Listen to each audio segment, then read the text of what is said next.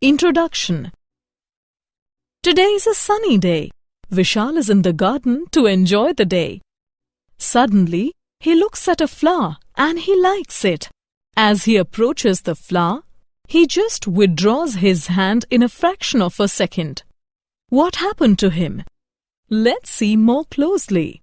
When he touches the stem of the flower, the thorn on it pinches him and sensors detect stimuli present below the skin, and this stimuli passes to central nervous system, and in response, the skeletal muscles contract and he withdraws his hand. So, throughout this module, we learn neural control and coordination. Objectives. At the end of this lesson, you will be able to describe human neural system, explain structure and functions of neuron, explain generation and conduction of nerve impulse, explain transmission of impulses, describe central neural system, explain reflex action and reflex arc, explain structure and working of human eye and human ear. Neural system. Neural system controls and coordinates the activities of the body. Neuron is the structural and functional unit of neural system. It carries information from one part of the body to another. The nervous system of invertebrates is smaller, with fewer neurons as compared to invertebrates. Human neural system.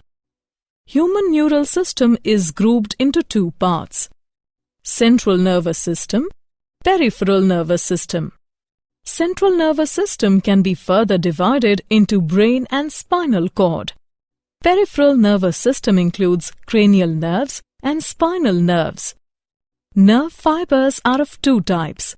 They are afferent fibers and efferent fibers. Afferent fibers. These fibers carry impulses from organs or tissues, such as sense organs, to central nervous system.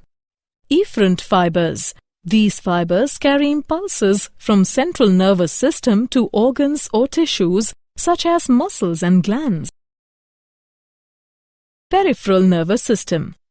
Peripheral nervous system has two divisions, that are somatic neural system and autonomic neural system. Somatic neural system transmits impulses from CNS to voluntary organs, whereas autonomic neural system from CNS to involuntary organs such as cardiac muscles. Autonomic neural system can be further classified into parasympathetic neural system and sympathetic neural system. Parasympathetic division control functions such as inhibiting heart rate, constricting pupils, etc., whereas sympathetic division often has opposite effect such as speed up heart rate, dilate pupils, etc. Neuron as structural and functional unit of neural system. A neuron has three major parts: cell body, dendrites and axon. These specialized cells are responsible for receiving and transmitting information. The cell body contains cytoplasm, cell organelles and Nissel's granules. They are also called granular bodies. Dendrites are extensions from the cell body. They receive neural impulse from receptors and several other neurons and then transmit impulse towards cell body. A long fiber which transmits impulse away from the cell body is called axon. Each axon ends as bulb-like structure called synaptic knob, which possesses neurotransmitters. There are three types of neurons. They are unipolar, bipolar and multipolar. Unipolar, only one axon is present. Bipolar, one axon and one dendrite is present.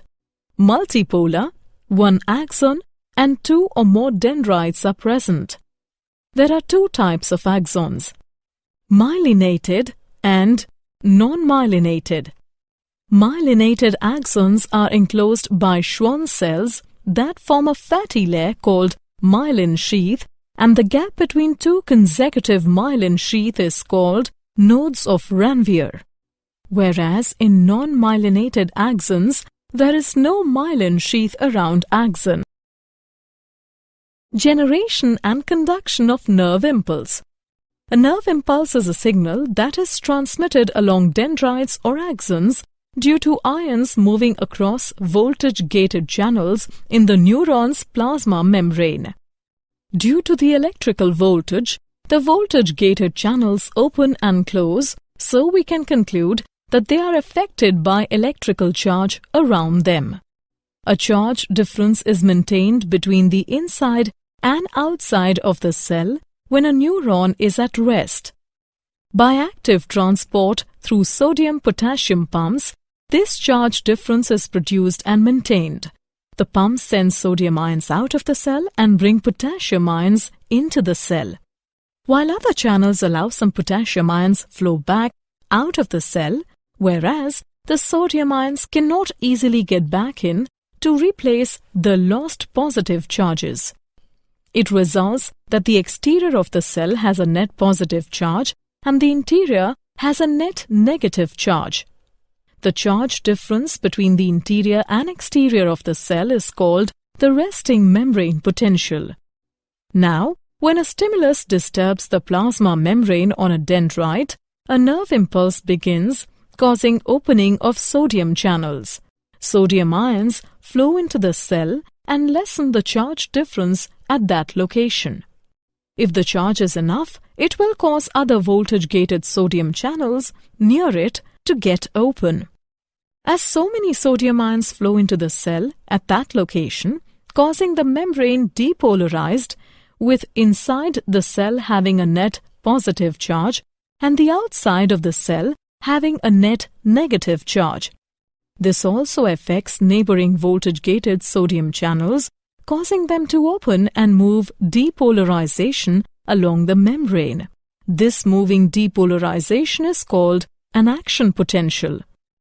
Changes behind the action potential restore the resting membrane potential. The voltage-gated sodium channels close and voltage-gated potassium channels open, due to which a rapid flow of potassium ions out of the cell occurs and repolarizing the membrane again, so that inside of the cell is again negative and outside of the cell is again positive. Sodium-potassium pump restores the resting membrane potential and re-establishes the correct concentration of sodium and potassium ions inside and outside of the cell. Transmission of impulses. To transmit a signal between two neurons, an electrical impulse must be transferred over a synapse. A synapse is a junction across which an impulse passes from axon terminal to a neuron. It is formed by the presynaptic and postsynaptic neuron. As the action potential flows down the axon, when it reaches to the axon terminal, calcium channels open, through which calcium ions move into the neuron. After that, neuron makes and stores neurotransmitters in vesicles. As calcium binds to the vesicles carry neurotransmitter towards the presynaptic membrane. When the vesicles come in contact with the axon terminal membrane, the neurotransmitter is released into the synaptic cleft. It is the gap between the presynaptic and postsynaptic neuron. Now, the neurotransmitter diffuses across the synaptic cleft and binds to the receptors present on the postsynaptic neuron. It activates the receptors on postsynaptic neuron, and then receptors allow sodium ions in the neuron by facilitated diffusion, causing an action potential in the postsynaptic membrane. The released neurotransmitters diffuse back into the synaptic cleft and vesicles recycle some neurotransmitters. Central neural system. Central nervous system is a processing center for the nervous system. It is covered in cranial cavity. It has 3-layer connective tissue membranes. The outer layer is dura mater, the middle layer is arachnoid matter, and the inner layer is pia mater. These layers are called cranial meninges. The space between pia mater and arachnoid matter is filled with cerebrospinal fluid. The human brain can be divided into three parts: forebrain, midbrain, and hindbrain. Forebrain. The forebrain is the most anterior and prominent part of the human brain. It consists of cerebrum, thalamus, and hypothalamus. The cerebral cortex forms the thin outer layer of the forebrain called cerebrum. Cerebrum consists of two large masses called cerebral hemispheres, one on the left and one on the right side. The cerebral cortex covers the cerebrum.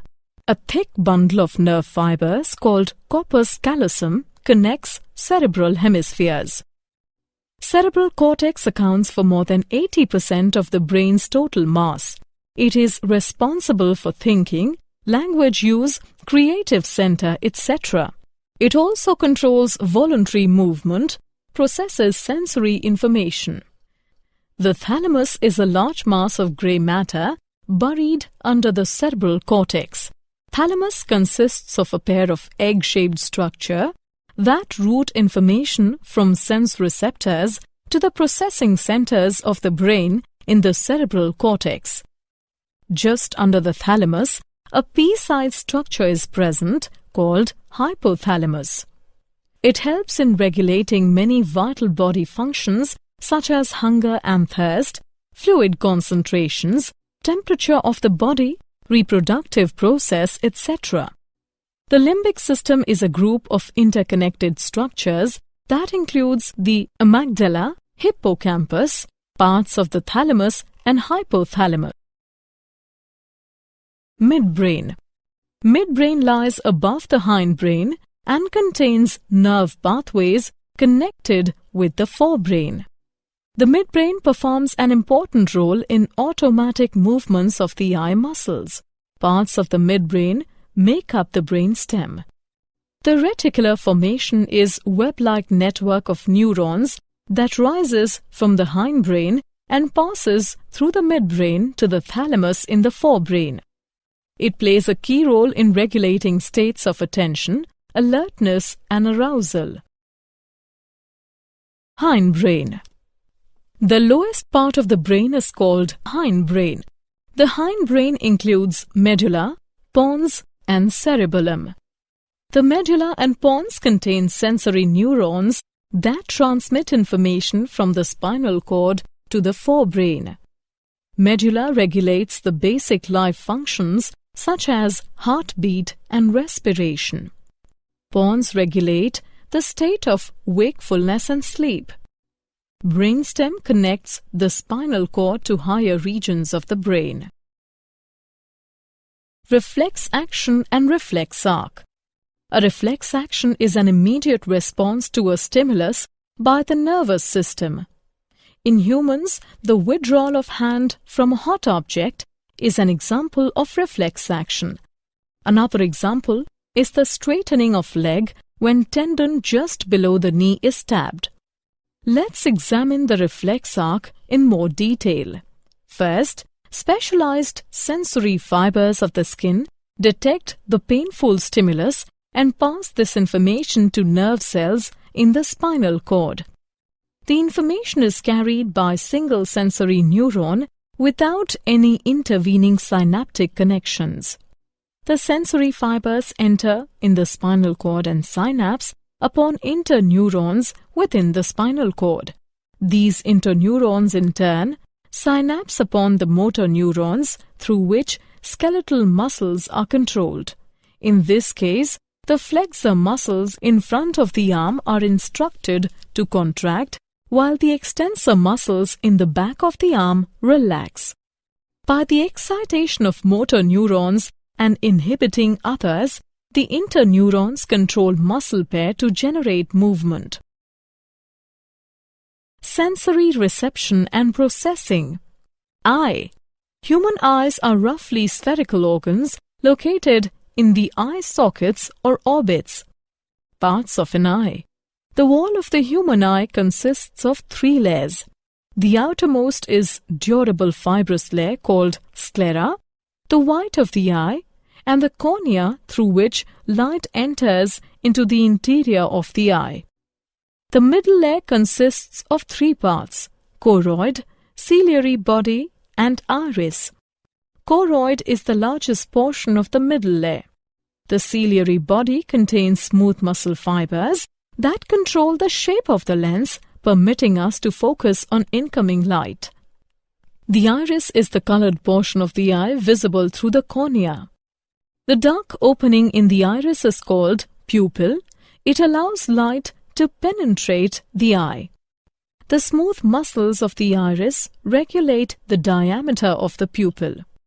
The innermost layer of the eye is retina. 2 types of photoreceptors on retina are rods and cones. The rods are sensitive to low light, whereas cones operate only in brighter light.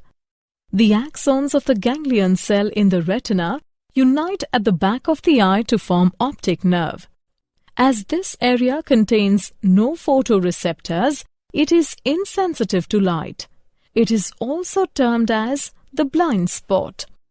A tiny pit is located in the macula of the retina and is called fovea. It provides the clearest vision of all, as mostly cones are located on fovea. The space between cornea and the lens is called aqueous chamber, and it contains aqueous humor. The space between the lens and the retina is called vitreous chamber, and it contains vitreous humor. Mechanism of vision. Light reflected from an object enters into an eye through cornea and lens, and then the light is focused on retina and generates action potential in rod and cones. Eye contains photopigments formed of opsin and retinol. Light changes the structure of opsin, due to which permeability of the membrane also gets changed. It creates potential difference in the photoreceptor cell, which generates action potential in the ganglion cells through the bipolar cells. These potential are transmitted to visual cortex of the brain through optic nerve. The impulses are analyzed in the cortex and image is formed on the retina. The ear. The human ear is a special organ. It serves 2 functions. It detects sound and it detects body position, enabling us to maintain balance. Anatomy of the ear. The ear consists of 3 portions: the outer ear, the middle ear, and the inner ear. The outer ear. The outer ear consists of an irregularly shaped piece of cartilage covered by skin, the pinna, and the earlobe, a flap of skin that hangs down from pinna. The outer ear also consists of a short tube, the external auditory canal, which transmits sound waves to the middle ear. The external auditory canal is linked by skin, which contains sweat glands that produce earwax. Earwax traps foreign particles and contains a natural antibiotic substance that may reduce ear infections. The middle ear. The middle ear lies within the skull. The eardrum or tympanic membrane separates the middle from the external auditory canal. There are 3 muscular bones inside the middle ear called ossicles. They are malleus, incus, and stapes. The stapes are attached to the oval window of the cochlea. The middle ear activity opens to the pharynx via eustachian tube. It helps in equalizing pressure in the middle ear. Anatomy of ear. The inner ear. The inner ear consists of fluid-filled tubes in the temporal bone of the skull. The bony tubes filled with perilymph within the bony labyrinth cellular tubes are present, called membranous labyrinth, filled with endolymph. The bony labyrinth has three major sections: the cochlea, the semicircular canals, and the vestibule connected to cochlea and semicircular canals. Cochlea consists of resinas and basilar membrane. The oval window is present behind the stapes, and round window is bulging outwards in the inner ear. The organ of Cody is present on the scala media, side of the basilar membrane. It contains hair cells that act as hearing receptors. The end of hair cell is connected with the afferent nerve fibers. Above the hair cells, a membrane called tectorial membrane is present. The vestibular apparatus consists of semicircular canals and otolith organ. Semicircular canals are three ring-like structures set at right angles to one another, and a bulb-like portion at the base of the canals called ampulla, which contains projections called crista ampullaris, whereas there are two otolith organs such as utricle and saccule, which contain projections called macula. Mechanism of hearing. The sound waves enter through the outer ear and approach eardrum. In response to the sound waves, the eardrum vibrates, and these vibrations are transmitted to these ear ossicles. It includes malleus, incus, and stapes, and then to the oval window. Through the oval window, vibrations are passed to the fluid in the cochlea, due to which waves are generated in the limb. The generated waves produce ripples in the basilar membrane. The movement in the basilar membrane causes the hair cell to bend against tectorial membrane, due to which nerve impulses are generated and that they are transmitted to the auditory cortex of the brain via auditory nerves. In the brain, impulses are analyzed and then the sound is recognized. Did you know? The malleus, incus, and stapes are the smallest bones in the human body and are full size at birth. Temporal bone is the densest bone of the body. Human eyes can process 36,000 bits of information every hour. Summary. Let us summarize what we have learnt. Neural system controls and coordinates the activities of the body. Human neural system is grouped into central and peripheral nervous system.